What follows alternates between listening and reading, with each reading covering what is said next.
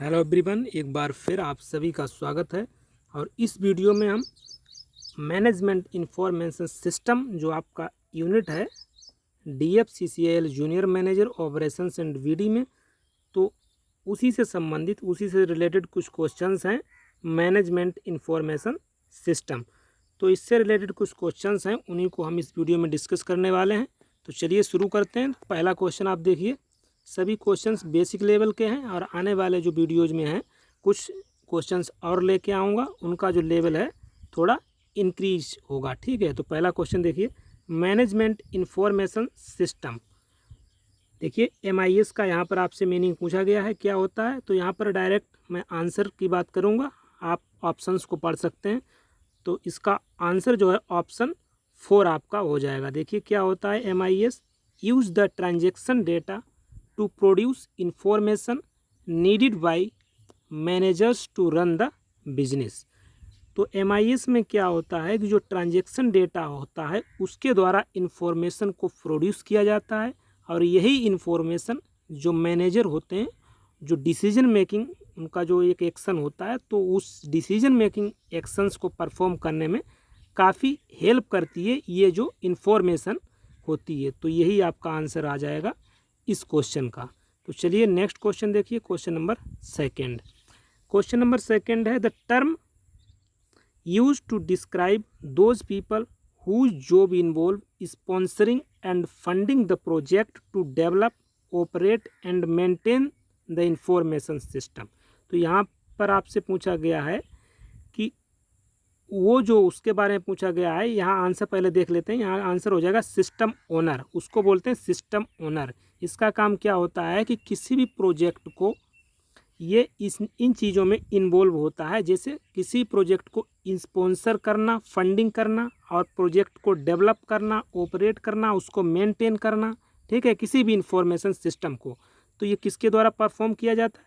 System owner के द्वारा। ये जितने भी एक्शंस हैं इसके द्वारा परफॉर्म किए जाते हैं।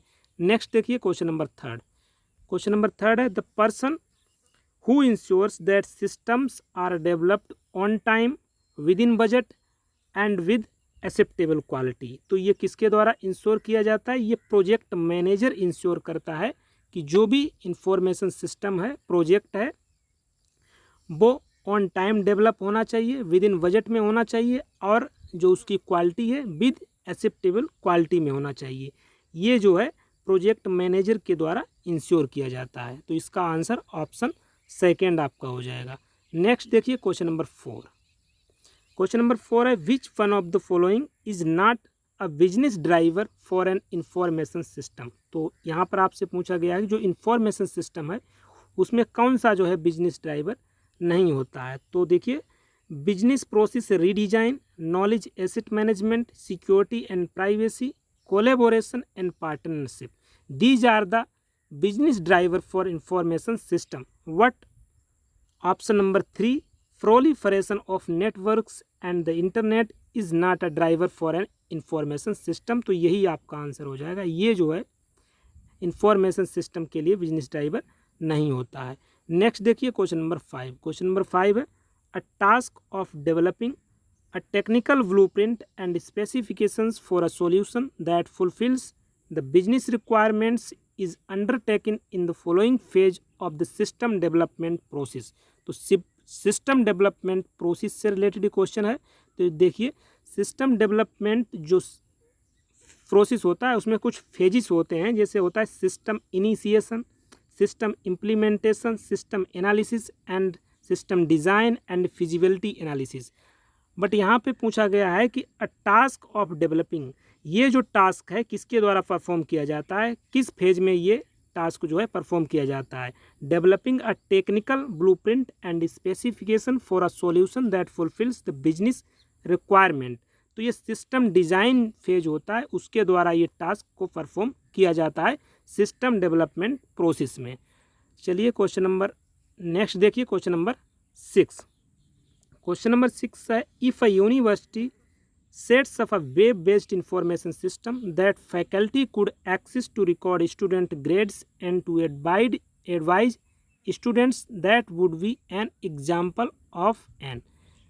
तो ये इसका आंसर हो जाएगा इंट्रानेट। ये एक प्राइवेट नेटवर्क होता है, हर एक इंटरप्राइज का अपना अलग इंट्रानेट होता है। ये प्राइवेसी को इंश्योर करने के लिए लगाया जाता है। यहाँ पर यूनिवर्सिटी के रिगार्डिंग बात की गई है, तो यूनिवर्सिटी का भी जो वेब बेस्ड इंफॉर्मेशन सिस्टम होता है उसको इंट्रानेट ही बोलते हैं, जिसके द्वारा जो स्टूडेंट्स ग्रेड्स और ये सभी को एक्सेस किया जाता है। नेक्स्ट देखिए क्वेश्चन नंबर 7। क्वेश्चन नंबर 7 है which of the following is not a technology driver for an information system. तो यहाँ पर आपसे पूछा गया है कि जो इंफॉर्मेशन सिस्टम का इनमें से कौन सा टेक्नोलॉजी ड्राइवर नहीं है। तो यहाँ पर आप डायरेक्ट लगा सकते हैं। देखिए नॉलेज एसेट मैनेजमेंट होता है, वो इंफॉर्मेशन सिस्टम का टेक्नोलॉजी ड्राइवर नहीं होता है। नेक्स्ट देखिए क्वेश्चन नंबर 8। क्वेश्चन नंबर 8 है which of the following is a deliverable of the system implementation phase in a formal system development process. तो इसका डायरेक्ट आंसर हो जाएगा technical hardware and software solution for the business problem. Next देखिए question number 9। Question number 9 क्या है? An information system that supports the planning and assessment needs of executive management. Options आपको दे रखे हैं, decision support system, transaction processing system, enterprise resource planning और चौथा है management information system. Answer हो जाएगा नन ऑफ द एबव। तो इसका आंसर क्या होगा? देखिए एग्जीक्यूटिव मैनेजमेंट के लिए जो सिस्टम होता है उसको बोलते हैं ESS, एग्जीक्यूटिव सपोर्ट सिस्टम। तो इसीलिए नन ऑफ द एबव यहाँ पर आपका आंसर हो जाएगा। नेक्स्ट देखिए क्वेश्चन नंबर 10। क्वेश्चन नंबर 10 है decision makers who are concern with tactical short term operational problems and decision making are. तो ये मिडिल मैनेजर्स होते हैं जो कंसर्न होते हैं short term operational problems and decision making से। नेक्स्ट देखिए क्वेश्चन नंबर 11। क्वेश्चन नंबर 11 है the application of information to scan an organisation environment. तो उस एप्लीकेशन का नाम आपसे पूछा गया जो किसी भी ऑर्गेनाइजेशन इन्वायरमेंट को स्कैन करने में हेल्प करता है, तो उसको सेंसिंग कहते हैं। ठीक है, तो यही इसका आंसर हो जाएगा। नेक्स्ट देखिए क्वेश्चन नंबर 12 है when a bank uses information to launch a personalised credit card product this is. तो इसका मतलब है वो वैल्यू एडिशन का काम कर रहा है कस्टमर की वैल्यू एडिशन में और अपने खुद की वैल्यू को जो है इंक्रीज कर रहा है। अगर जो बैंक है किसी भी क्रेडिट कार्ड टाइप का प्रोडक्ट को अगर लॉन्च कर रहा है तो ये एड्स वैल्यू इसका आंसर हो जाएगा। नेक्स्ट देखिए question number 13 when a bank uses business performance management software to monitor its performance in different regions. ठीक है, तो यहाँ पर आपसे पूछा गया है कि बैंक जो है जो सॉफ्टवेयर होता है बिजनेस परफॉर्मेंस मैनेजमेंट सॉफ्टवेयर उसको यूज करता है किसके लिए? जो परफॉर्मेंस है उसके बिजनेस का उसको मॉनिटर करने के लिए। तो इसका मतलब है वो अपने रिस्क को जो है मैनेज करने का ये जो सिस्टम है काम करता है। तो यही इसका आंसर हो जाएगा मैनेज इज रिस्क। ठीक है, तो चलिए नेक्स्ट देखिए क्वेश्चन नंबर 14। क्वेश्चन नंबर 14 है when a bank offers web self services for customers to answer their questions the primary outcome is. कोई बैंक अगर वेब सेल्फ सर्विस जो है प्रोवाइड कर रही है अपने कस्टमर्स के आंसर्स को देने के लिए, तो इसका मतलब वो अपनी कॉस्ट को रिड्यूस करने का काम कर रही है। तो रिड्यूस कॉस्ट इसका आंसर हो जाएगा क्वेश्चन नंबर 14 का। नेक्स्ट देखिए क्वेश्चन नंबर 15। क्वेश्चन नंबर 15 है the general transformation cycle for information is. तो जो जनरल ट्रांसफॉर्मेशन साइकिल होता है वो आपको पता होगा डेटा टू इन्फॉर्मेशन और इन्फॉर्मेशन टू नॉलेज। जो भी रा डेटा है उसको डेटा माइनिंग के द्वारा इन्फॉर्मेशन में कन्वर्ट किया जाता है और यही इन्फॉर्मेशन जो है नॉलेज का काम करती है और इसी इन्फॉर्मेशन के बेस्ड पर जो है मैनेजर्स अपनी डिसीजन लेते हैं। नेक्स्ट देखिए question number 16 the most important attribute of information quality that manager requires. तो किसी मैनेजर को जो भी इंफॉर्मेशन रिक्वायर्ड होती है तो उसका मोस्ट इम्पोर्टेंट एट्रीब्यूट की बात करें तो वो होता है रिलीवेंसी। जब इंफॉर्मेशन में रिलीवेंसी होगी, रिलीवेंट अगर इंफॉर्मेशन होगा तभी वो है एक जो मैनेजर है तभी एक इफेक्टिव डिसीजन ले पाएगा। तो यही इसका आंसर हो जाएगा। Next question number 17। Question number 17 है to improve the performance of a business process which of the following is most relevant. तो किसी भी यहाँ पर आपसे पूछा गया बिजनेस प्रोसेस में अगर उसका इम्प्रूव करना है उसके परफॉर्मेंस को, तो मोस्ट इम्पोर्टेंट जो चीज़ होती है वो होती है control and feedback.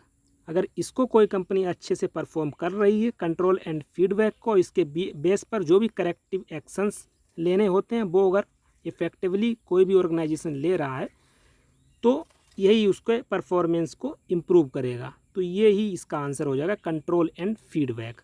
Question number 18, monitoring the legal constants which a company operates under requires review of a company's micro environment, इसका आंसर हो जाएगा। नेक्स्ट क्वेश्चन नंबर 19 देखिए, the majority of publicly available internet information sources are.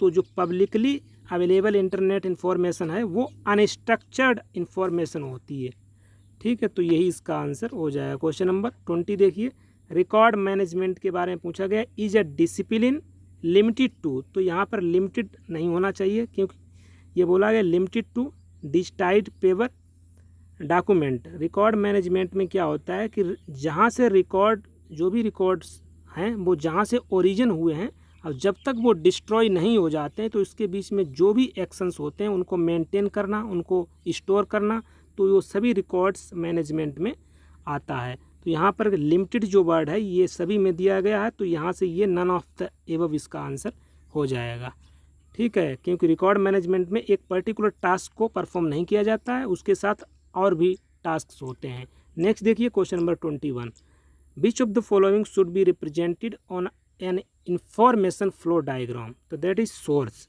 Source जो है represented होता है information flow diagram, अगर आपने देखा है तो उसमें आपने देखा होगा सोर्स जो है वहाँ पर रहता है। नेक्स्ट देखिए question number 22, a web blueprint depicts. तो इसका हो जाएगा the layout of a website. जो वेब ब्लूप्रिंट डेपिक्ट्स होता है वो layout of a website. Next है question number 23, UML depicts information systems as a collection of. UML का मतलब पहले देख लीजिए, यूनिफाइड मॉडलिंग लैंग्वेज। ये जो है ऑब्जेक्ट्स का कलेक्शन होता है, यही इसका आंसर हो जाएगा ऑप्शन 5। नेक्स्ट देखिए क्वेश्चन नंबर 24। क्वेश्चन नंबर 24 है, which of the following statement describes a taxonomy. तो that is a browsable hierarchy describes a taxonomy. Next है क्वेश्चन नंबर 25 देखिए,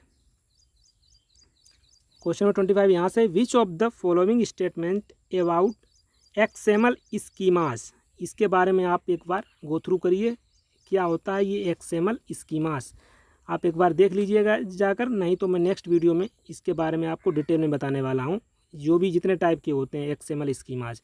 इसके बारे में इनकरेक्ट पूछा गया, तो ये जो है इनकरेक्ट इसमें हो जाएगा, all XML documents must have a schema. तो ये कोई ज़रूरी नहीं है कि सभी XML डॉक्यूमेंट्स के पास स्कीमा हो, तो यही इसका आंसर हो जाएगा, ठीक है। तो इस वीडियो में हम 25 क्वेश्चन ही रखते हैं, नेक्स्ट वीडियो में इससे आगे क्वेश्चंस को डिस्कस करेंगे और वहाँ पर आपको XML जो यहाँ पर मैंने एक छोड़ा है कॉन्सेप्ट XML स्कीमा का, वहाँ पर हम इसको डिटेल में बात करेंगे। तो चलिए नेक्स्ट वीडियो में मिलेंगे, और अगर चैनल पर पहली बार आए तो चैनल को सब्सक्राइब कर लीजिए अगर आपने DFCCIL junior manager operations NBD में अप्लाई किया है। तो चलिए नेक्स्ट वीडियो मिलते हैं, थैंक यू।